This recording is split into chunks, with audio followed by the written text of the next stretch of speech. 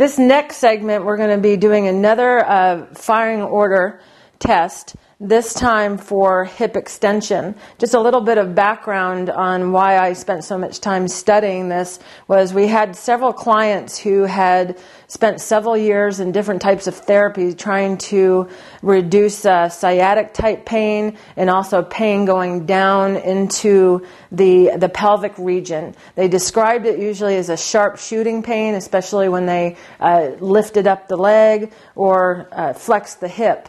So as we were treating them, they would only get about a day or two of relief, and then the problem would come back. So as I noticed them walking in and out of the clinic, I noticed that one of the guys that we were treating, he walked kind of like Frankenstein, didn't have any hip rotation, everything moved as one unit. So because of him and because of another yoga instructor that we work on who's in great shape, she's does yoga nearly every day, was having issues going into the groin. So her and I teamed up and we worked together. We went and visited some of our chiropractic friends, and after all that, finally we have almost eliminated the pain that she's been having in her groin for almost over a year.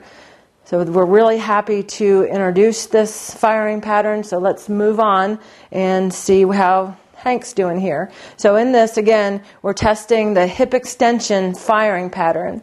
And just place your pinky here at the on the hamstring tendon right underneath the sit bone.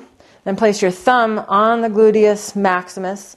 Place your thumb on the same side, erector spinae, and your index finger on the opposite side, erector spinae.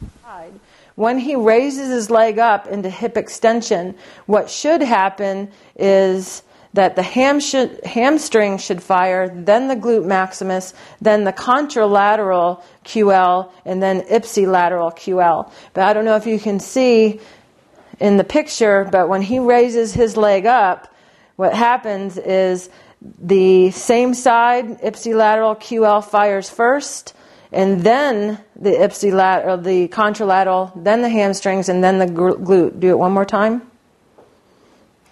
And good. So what we're going to try to do next is reduce the tension and energize the muscles that are firing out of order. So we've already treated the quadratus lumborum, and now we're just going to energize the glutes a little bit more. We may need some additional glute medius work, or in a lot of cases, they need to be strengthening the glute medius and glute maximus to help stabilize the pelvis. Because the muscles have to work hard to hold the body upright, of course, these SI ligaments and piriformis become very tight. So I'm just going to stick my elbow right into those sacral notches as I bring his leg up and down. And when I bring it up, I'm bringing the hip into extension. I'm going to rock back and forth with my body, rocking into those ligaments.